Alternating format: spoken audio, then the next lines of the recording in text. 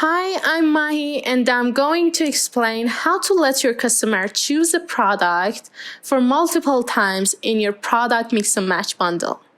As you can see here on the product page, the customer is only able to choose each product for one time, and it is not possible to have them for several times.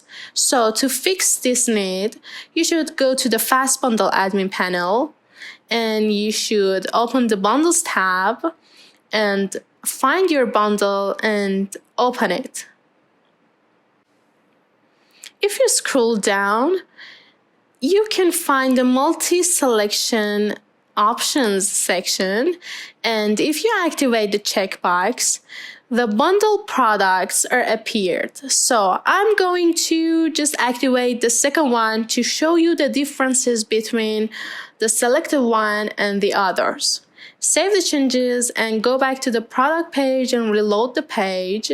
Here you can see the quantity selector that is only available for the second product, the selected one. And for now, the customer is able to choose this product for several times and choose different variants of the products and also the same ones. And you made it.